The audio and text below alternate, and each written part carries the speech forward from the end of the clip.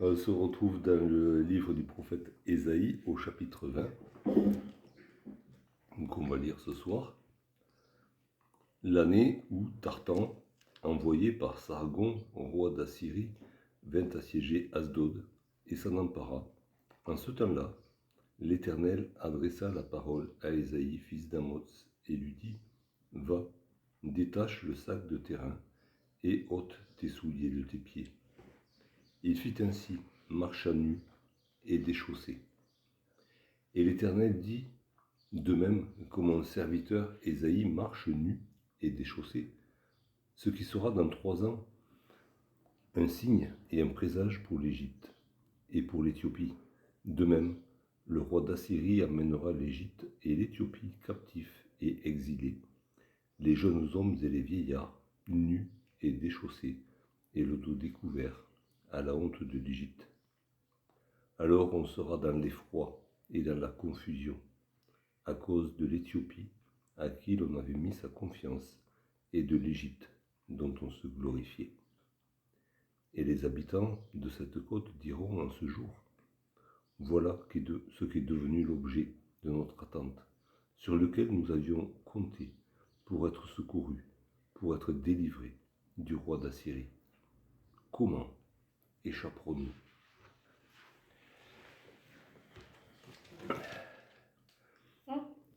Alors, c'est un chapitre très court, mais qui est, comme tous les autres chapitres, est très violent aussi, dans les événements qu'il relate, et même dans la manière de le relater. Puisqu'on a ici Ésaïe qui mime la prophétie qu'il annonce.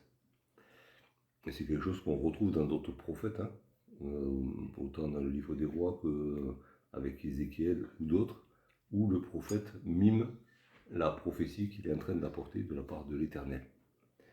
Et ça devait être quand même choquant pour les gens alentours. Et déjà, qu'est-ce qu'on apprend ? C'est que Ésaïe, Dieu lui dit détache le sac de terrain, c'est que du coup, il était en habit de deuil, déjà. Ce prophète qui avertissait son peuple des malheurs qui allaient lui arriver en conséquence de ses péchés. Ce prophète qui annonçait la punition des autres nations autour et pour lequel c'était un fardeau que de le faire. Mais il était dans le deuil. Et déjà, d'une certaine manière, il mimait ces prophéties-là, puisque c'était des prophéties de malheur, de punition, d'extermination, de misère. Il était dans le deuil, même dans sa manière de s'habiller, il le montrait ouvertement. Donc ça aussi, c'est... alors, ça peut être un enseignement pour nous, oui, nous avons la joie du salut, mais oui, en même temps, nous sommes conscients du péché du monde dans lequel nous vivons, et notre joie ne peut pas être extérieurement parfaite, puisqu'on est conscient du malheur qui atteint le monde et qui va l'atteindre encore plus. Et du coup, il y a un oui, même si dans notre cœur, on a la paix du Seigneur et la joie du salut, on a aussi cet aspect dans notre vie où on est en deuil pour ceux qui ne connaissent pas le Seigneur. Et donc, cette prophétie, elle est datée de l'année où le roi d'Assyrie a pris Asdod, donc une ville philistine, qui était à l'ouest, qui est toujours, elle a changé de nom, mais elle est toujours à l'ouest de Jérusalem, pas très très loin d'ailleurs. Et il a envoyé un certain Tartan. Alors Tartan, c'est un terme générique pour un général. C'est pas forcément un nom propre. Mais il a envoyé son chef d'état-major, on va dire, pour prendre cette ville, sachant que le roi d'Assyrie avait déjà pris la Syrie et le royaume d'Israël. Entre autres, en descendant, il avait pris des territoires de l'autre côté de son empire aussi, mais il descendait vers l'Égypte en grignotant petit à petit ces territoires-là. Et déjà, on voit une continuité dans l'expansion de cet empire, puisque Sargon, c'est le père de Sanchérib, qui lui tentera de prendre Jérusalem sous le règne d'Ézéchias, donc le règne du roi suivant à Jérusalem. Donc il y a cette, on va dire, cette mécanique que personne ne peut arrêter de l'Assyrie qui avance, qui avance, qui avance, et personne n'arrive à l'arrêter. Et de génération en génération, les Assyriens gagnent du terrain. C'est quelque chose qu'on a l'impression que ça ne va jamais s'arrêter. Et ils vont jusqu'à Asdod, et donc c'est Asdod et le pays des Philistins. Et ils avaient eu maille à partir avec le royaume d'Israël, le royaume du Nord, et le royaume de Syrie, de Damas. Et au chapitre 14, on avait lu, de la part de Dieu, le prophète leur avait dit, vous réjouissez pas parce que Damas et Samarie sont tombés, et que du coup vous pensez peut-être être tranquille. Non, non, non, il va vous en arriver une de plus grosse encore. Et donc là, on voit que ben voilà, la prophétie se réalise. Et eux qui croyaient être tranquilles pour quelque temps, mais en fait, ils se font laminer par le roi d'Assyrie. Et ils sont pris eux aussi. Et ça donne l'occasion à Dieu, qui avait prophétisé la chute des Philistins, ça donne l'occasion de se manifester encore à son peuple et de leur dire attention, ce que j'avais dit est arrivé. Et ce qui vient d'arriver, c'est rien par rapport à ce qui va arriver encore derrière et que je vous prédis maintenant. Et c'est à ce moment-là que Dieu demande à son prophète de se dévêtir, même d'enlever ses chaussures, et de marcher nu dans Jérusalem en annonçant ce qui va arriver à l'Éthiopie et à l'Égypte. Puisque Dieu dit, ben voilà, ce que vous avez vu qui est arrivé à Asdod, mais ça va être encore pire là-bas. Je vais permettre au roi d'Assyrie d'anéantir l'Égypte et l'Éthiopie réunies. Alors, c'était dans une période où l'Égypte et l'Éthiopie étaient alliés. Hein, ce n'était pas toujours le cas, on l'avait vu la dernière fois. Mais là, ils étaient alliés, et notamment alliés contre le roi d'Assyrie. Et encore une fois, la zone de la Palestine et des royaumes autour, c'était la zone tampon entre les deux empires. Et les deux empires voulaient contrôler cette zone tampon.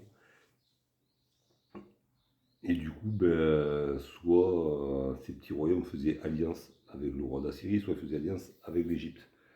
Parce que tout seul, ils ne pouvaient pas tenir. Et le royaume de Juda était souvent tenté de faire alliance avec l'Égypte. Très, très, très souvent, la plupart du temps. Et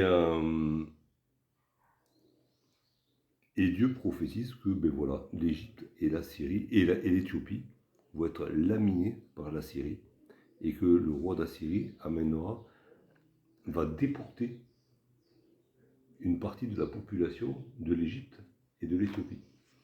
C'est des choses qui se faisaient à l'époque, bon, qui se font toujours, hein, si on regarde un peu l'actualité, de déporter les populations conquises pour les déraciner et pour mettre à la place des gens qui soient compliants au pouvoir en place. Et là, il est question de deux catégories. Les jeunes hommes, ça c'est l'avenir de la nation. Dieu dit, ben voilà, les jeunes hommes de l'Égypte et de l'Éthiopie vont être raflés et amenés captifs, exilés. Bon, ça c'est ceux qui vont survivre, hein, parce qu'avant il y a la guerre. Et les vieillards ce sont les anciens, c'est ceux qui représentent la sagesse, le pouvoir en place.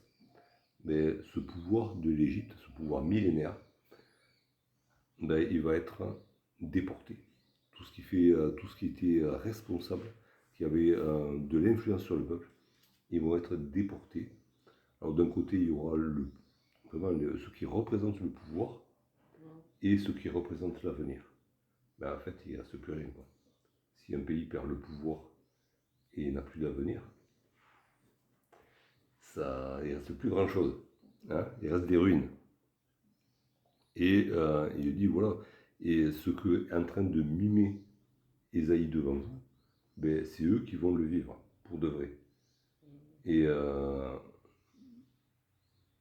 où est-ce que ça va se passer? Mais ça, en fait, ça va se passer sous les fenêtres de Jérusalem. Parce qu'il n'y a pas 36 chemins pour aller de l'Égypte en Assyrie. Ça va forcément quelque part en Palestine. Et il dit, ouais, voilà, vous allez voir se défiler devant vos fenêtres. Je vous l'annonce, c'est dans pas longtemps, c'est dans 3 ans, ça va arriver.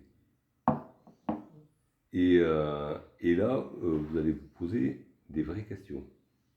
Mais peut-être que vous n'avez pas trouvé les bonnes réponses, parce que vous n'avez pas envie de les trouver. Mais vous allez avoir, en quelque sorte, le privilège de voir sous vos yeux ce que je suis en train de vous annoncer.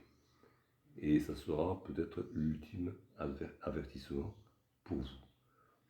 Et Dieu leur dit, même ceux qui vont passer, ceux qui vont dire, à ce moment-là, bon, c'est assez prévisible. Hein, dans une situation pareille, c'est assez prévisible d'imaginer ce que les gens vont penser et dire. Dieu n'imagine pas, lui, il le sait déjà.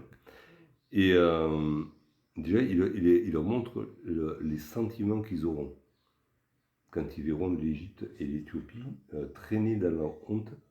Il dit, mais voilà, vous serez dans l'effroi et dans la confusion. Alors, l'effroi, c'est vraiment l'épouvante. Vous serez épouvantés parce qu'ils viennent d'arriver. Parce que, bien sûr, on le voit tout de suite après, vous avez fait alliance avec l'Égypte pour qu'ils vous défendent, pour qu'elle vous défende contre le roi d'Assyrie. Et quand vous verrez ce qui est arrivé à votre protecteur, eh bien alors là, vous allez être vraiment dans la panique. Parce que là, vous serez conscient que vous n'avez plus aucune protection. Et que même vous avez choisi le mauvais camp. Donc ce qui vous attend, ça va être terrible. Et dans la confusion, vraiment, vous aurez honte de votre choix, honte d'avoir choisi, d'avoir joué le mauvais cheval. Hein. Vous pensiez vous refaire, hein, c'est comme ces joueurs compulsifs et invétérés qui croient toujours qu'à la prochaine course, ils vont gagner. Et ben là, vous avez joué la dernière course et vous n'avez toujours pas gagné. C'est un peu ce que Dieu leur dit.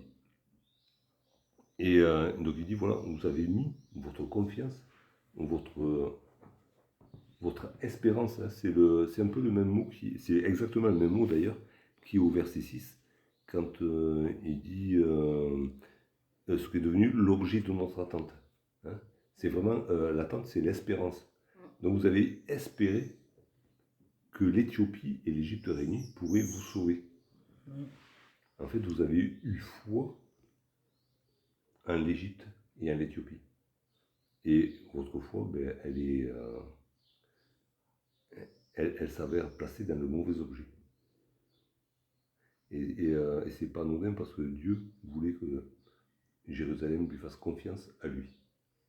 Et combien de fois les prophètes, notamment Jérémie, diront au peuple de Jérusalem, n'allez pas en Égypte, n'allez pas en Égypte, ne vous confiez pas dans les Égyptiens, ils ne pourront rien pour vous.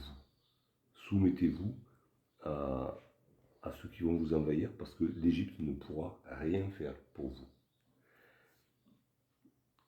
Mais ils ont choisi justement de faire confiance à l'Égypte, malgré les avertissements de Dieu. Et du coup, Dieu dit, ben voilà, vous serez vraiment honteux d'avoir fait ce choix-là et dans une panique pas possible. Parce qu'après, vous savez très bien ce qui vous attend.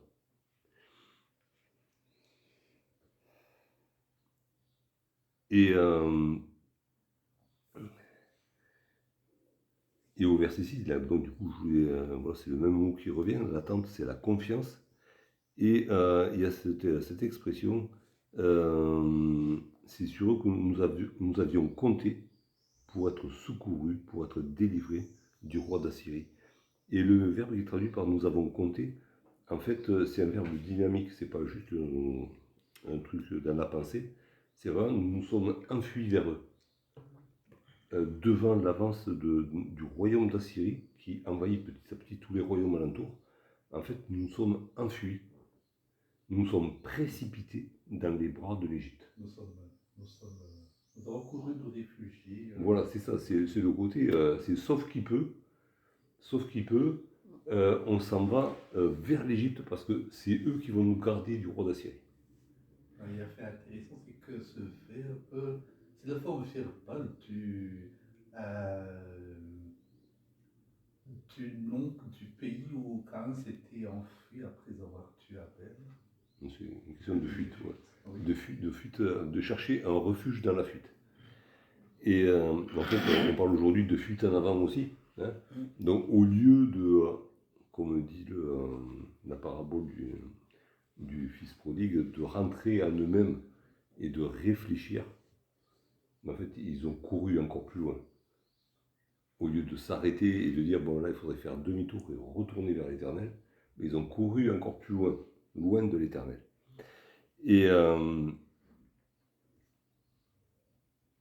du coup, là, ils se diront entre eux, mais voilà, eux, c'était notre espérance. On s'était enfui vers eux, on s'était jeté dans leurs bras pour qu'ils nous secourent, pour être délivrés. Et mais en fait, oui, on a fait ça dans la précipitation, on n'a pas bien réfléchi. Mais là, c'est trop tard. Là, c'est vraiment trop tard parce qu'il ne reste plus, en fait, debout, il reste que le roi d'Assyrie. Les autres, ils sont plus sur l'échiquier, ils ont été balayés. Donc là, c'est plus le moment de réfléchir. C'est trop tard. Et la Bible nous parle souvent de ce trop tard. Elle dit que c'est aujourd'hui le jour du salut. Tant qu'on peut dire aujourd'hui, c'est aujourd'hui le jour du salut. Et c'est pas demain. C'est pas quand j'aurai le temps, c'est aujourd'hui.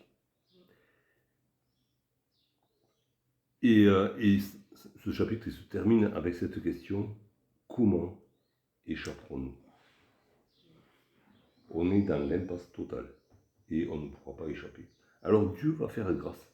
Dieu va faire grâce et même le fils de ce roi Sargon ne pourra pas entrer dans Jérusalem. Bon, il ne restera pas grand-chose debout autour quand même, hein, mais il n'entrera pas dans Jérusalem. Parce que quand il va se présenter devant Jérusalem et qu'il va insulter le Dieu du roi Ézéchias, mais Ézéchias va se confier avec tout le peuple en l'Éternel, et l'Éternel va les délivrer. Et de manière miraculeuse. Donc même Dieu va continuer à faire grâce. Mais la question reste en suspens. Comment échapperons-nous? On est incapable. On a essayé tout ce qu'on a pu. On a fait des alliances qui ont mal tourné. Comment échapperons-nous? Et du coup, ça, c'est quelque chose qui nous impacte nous aussi parce que le salut, alors on a discuté lors de la dernière étude biblique, alors c'était pas dit comme ça, mais ça m'a fait réfléchir à ça. Lors de la dernière étude biblique, il y avait eu cette remarque autour du paradis, où beaucoup de religions placent le paradis après la vie, quelque chose de meilleur pour après, et que du coup, en fait, toutes les religions se ressemblent. Il y a eu cette remarque. Mais en fait, ce que nous montre la parole de Dieu, c'est que pour le chrétien, le paradis, c'est pas ça. Le paradis, ça commence le jour où on se confie à l'Éternel. C'est pour aujourd'hui. Et après la mort, c'est juste la continuité de ce qui a commencé. C'est pas que ça y est. Alors, c'est sûr que ça ira mieux après, parce qu'on sera avec le Seigneur. Mais la vie éternelle, elle commence dès l'instant où on se confie en Jésus-Christ pour être sauvé. C'est là que ça commence. C'est pas pour après. Le salut, c'est pas non plus Dieu m'a sauvé le jour où je me suis tourné vers lui. Et puis après, il me laisse vivre ma vie. Et je vis ma vie comme je veux. Et lui, il me laisse faire sans s'occuper de moi. Ça non plus, c'est pas le salut. Le salut, c'est ni un jour dans le passé, ni un jour dans l'avenir. Le salut, c'est quelque chose de permanent, qui se vit de manière permanente. Et cette expression, justement, de nous nous sommes enfuis vers eux, on la retrouve dans l'Épître aux Hébreux. C'est dit un peu autrement, mais c'est la même idée. Pour nous qui nous sommes réfugiés en Jésus-Christ, dans l'Épître aux Hébreux au chapitre 6, juste la fin d'un verset, c'est une longue explication, et ça a l'air juste d'une petite remarque dans un verset, à la fin du verset 18, Hébreux 6, la fin du verset 18, Et il nous dit, nous, dont le seul refuge a été de saisir l'espérance qui nous était proposée. Quel chapitre Chapitre 6. Chapitre Hébreux 6, 6. 18. Et tu as dit 6, 18 et moi j'ai La pas fin, La ça, fin, moi. la fin, La fin du la fin. 18. Ah, pardon. La dernière partie du verset, c'est un verset Oui, assez oui, long, oui, La oui, fin oui, du oui, 18. et oui. qui fait partie d'une Nous dont le seul refuge a été voilà, le une longue de saisir explication. l'espérance. D'accord. Et voilà, nous dont le seul refuge a été de saisir l'espérance qui nous était proposée. Et ça nous montre bien que nous, comme c'est des habitants de Jérusalem à l'époque, mais un jour on a pris conscience du danger qui pesait sur notre vie. Alors c'était pas le roi d'Assyrie, c'était un roi bien pire. Hein. Et on n'avait pas d'autre alternative que de nous jeter dans les bras de Jésus. On a compris qu'il y avait une seule sortie. Et il n'y avait pas 36 et qu'il fallait la saisir maintenant. Hein. C'était une urgence vitale. Et nous avons fait ce pas. La question, puisque le salut c'est quelque chose qui se vit tout au long de la vie, la question c'est de savoir dans les différentes épreuves, dans les différentes situations que nous vivons tout au long de notre vie, est-ce que c'est toujours notre premier réflexe de nous jeter dans les bras de Jésus plutôt que, bon, on peut dire, bah, ça je vais arriver à gérer, ou on peut dire, bah, je vais trouver des gens pour m'aider, je vais trouver des gens de bons conseils pour me donner une bonne manière de faire, ou est-ce que, comme pour le jour où j'ai compris que mes péchés me perdaient pour l'éternité, est-ce que, à la moindre occasion, dès qu'il y a quelque chose qui va de travers, est-ce que je me précipite, me réfugie dans les bras de Jésus? Et c'est ça, vivre le salut, c'est ça aussi. C'est pas juste me souvenir du jour où Dieu a pardonné mes péchés, parce que je lui ai demandé pardon, mais c'est au jour le jour, me précipiter à chaque fois dans les bras de Jésus. Parce qu'en fait, il n'y a pas d'autre solution. Et il n'y a pas de meilleur allié dans la vie. Et tous les alliés que je pourrais trouver, même de bonne volonté, à un moment donné, ils vont me lâcher. Ils ne seront pas à la hauteur du roi d'Assyrie. Le roi d'Assyrie, il représente le pouvoir de Satan sur la terre. Et hormis Jésus-Christ, il n'y a personne qui puisse tenir en face. Personne. Donc si je choisis un autre allié que Jésus, ben, l'allié que je vais choisir, il va se faire démonter par le roi d'Assyrie. Donc qui est-ce que je choisis dans l'urgence? Parce que dans la vie, même les situations qui paraissent simples, elles peuvent être vitales. Parce qu'une situation plus une autre, ça va nous démolir petit à petit. Et à la fin, ben, j'ai l'habitude de penser toutes les balles, c'est des balles de match. On en perd une, on ne sait pas si on en récupère l'autre. Hein. Donc, voilà. Vers qui est-ce que je cherche un refuge? Comment faire, comment réagir? Voilà. Mais dans la précipitation, le meilleur réflexe, c'est encore d'aller chercher refuge chez Jésus. C'est la seule bonne solution. Après, il y a des solutions qui peuvent nous sembler bonnes, mais qui ne seront jamais à la hauteur de Jésus. Oui, ils sont intermédiaires, mais qui... C'est interprété, mais voilà, ça ne marche pas. Et puis, il y a ce cri du cœur, ce cri d'épouvante aussi. Hein. Comment échapperons-nous? Et ce cri d'épouvante, on le retrouve aussi dans l'Épître aux Hébreux. Dans l'Épître aux Hébreux, au chapitre 2.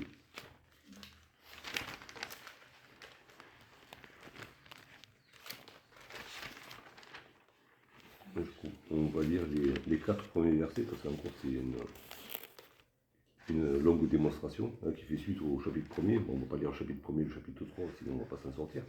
Mais on va lire ces 4 premiers versets. C'est pourquoi nous devons d'autant plus nous attacher aux choses que nous avons entendues, de peur que nous soyons emportés loin d'elles. Ben, ces choses que nous avons entendues, en gros, c'est l'évangile.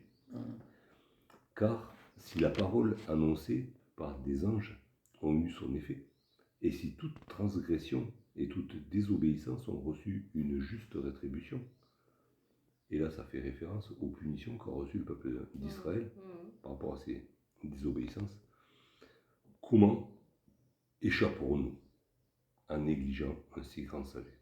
Et là, il est question du salut que Dieu offre par Jésus-Christ. Le salut, annoncé d'abord par le Seigneur, nous a été confirmé par ceux qui l'ont entendu, Dieu appuyant leur témoignage par des signes, des prodiges et divers miracles, et par les dons du Saint-Esprit distribués selon sa volonté. Mais il y a cette interrogation, comment, c'est la même, comment échapperons-nous si nous négligeons un si grand salut? Le souci, c'est que des gens de Jérusalem, ils disent juste comment échapperons-nous? Parce qu'en fait, ils ne voient plus qu'une chose, c'est le roi d'Assyrie qui est tout puissant. Et ils n'ont pas le réflexe de se tourner vers le Dieu tout-puissant. Sur la terre, il y a un roi tout-puissant, c'est le roi d'Assyrie. Et ils ne voient plus que ça. Ils sont écrasés par la peur du roi d'Assyrie. Et tellement écrasés qu'ils ne peuvent même pas se retourner. Ils ont le temple à Jérusalem. Je veux dire, c'est quand même pas compliqué. Ils ne sont pas des kilomètres de Jérusalem. Ils sont dans Jérusalem avec le temple.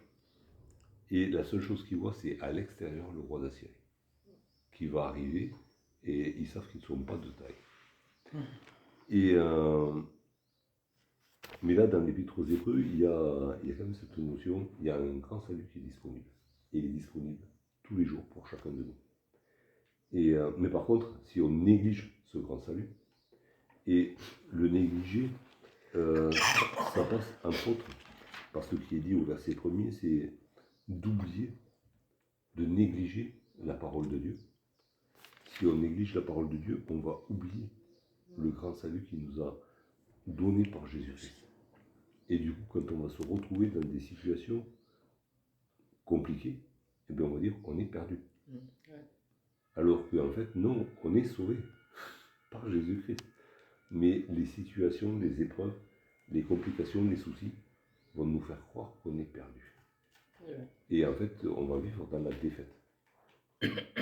Et du coup, voilà, ce chapitre 20 d'Ésaïe, même s'il parle de choses qui sont passées, maintenant, aujourd'hui, elle nous parle aujourd'hui du salut qu'offre Dieu par Jésus-Christ face au roi d'Assyrie. De manière symbolique, on l'avait déjà vu, il représente ce pouvoir de Satan sur la terre, ce pouvoir qui va s'étendre de plus en plus, et face auquel personne ne peut rien faire. Mais personne. Avec la meilleure volonté du monde, personne ne peut s'opposer au roi d'Assyrie sur la terre. Et du coup, ça nous pose la question, vers qui est-ce que nous cherchons un refuge? Et est-ce que nous vivons, du coup, dans la joie du salut tous les jours? Et que du coup, nous sommes convaincus que nous allons échapper au roi d'Assyrie, quoi qu'il arrive. Et ça, ça va être la base de notre vie. Si on n'a pas cette conviction que, et c'est ce que l'apôtre Paul dit dans l'Épître aux Romains, si Dieu est pour nous, qui sera contre nous? Lui qui nous a tout donné en Jésus-Christ, comment nous délivrera-t-il pas? Encore une fois. Donc, si on n'est pas conscient de ces choses, si on les met en oubli parce qu'on les néglige, qu'on s'occupe d'autres choses, que les objectifs de notre vie sont sur cette terre et non pas dans les lieux célestes, ben, on va se faire emporter loin de nos certitudes, des certitudes que donne le Seigneur, et on va se retrouver à trembler devant le roi d'Assyrie un jour. Parce qu'on va se retrouver dans une impasse où rien ni personne ne pourra nous en sortir parce qu'on aura oublié le salut en Jésus-Christ. Alors soyons vigilants et veillons aussi les uns sur les autres, comme le faisait Ésaïe. Quand ça va mal, Ésaïe le dit ouvertement, rien que par son vêtement. Ben, soyons de ceux qui, quand ça va mal, le disent à leurs frères et sœurs, pour justement éviter d'en arriver à ces impasses, où on se dit, mais comment échapperons-nous? Mais en fait, souvenons-nous que en fait, nous avons déjà échappé. Si notre foi reste ferme en Jésus-Christ, nous avons déjà échappé. Et pour conclure, il y a, ça me vient comme ça, il y a, du coup je n'ai pas la référence, mais il y a ce psaume qui parle du fait que nous étions comme des petits oiseaux pris au piège, et puis pris dans un filet, et le filet s'est déchiré. Et quand Jésus déchire le filet, ben, il est déchiré. Et on peut s'échapper pour de vrai. Est-ce qu'on se souvient du jour où, pour nous, le filet s'est déchiré? On a été libérés. Et du coup, restons dans ce... Alors, pas dans ce souvenir, c'est pas qu'on va cultiver un souvenir, mais restons dans cette dynamique où on a été délivré une fois pour toutes. Et on ne veut plus retomber en esclavage devant le roi d'Assyrie. Que ce soit vraiment notre préoccupation de rester les yeux fixés sur Jésus qui nous a libérés et de cultiver, du coup, Jésus nous a demandé de cultiver le souvenir de sa mort et de sa résurrection, parce que sa mort et sa résurrection, c'est ça qui nous a délivrés, et rien d'autre. Et que du coup, ben, dans les pires moments de notre vie, dans les pires épreuves, la seule délivrance qui va fonctionner, c'est Jésus-Christ. Et rien ni personne d'autre. Alors vraiment que le Seigneur nous garde dans cette optique pour ne pas nous retrouver honteux et confus, comme ces habitants de Jérusalem, quand ils vont voir défiler les grands de l'Égypte, nus et déchaussés. Juste mon petit confus et même perdu. Et perdu, complètement perdu. Alors que, en fait, le salut est à disposition.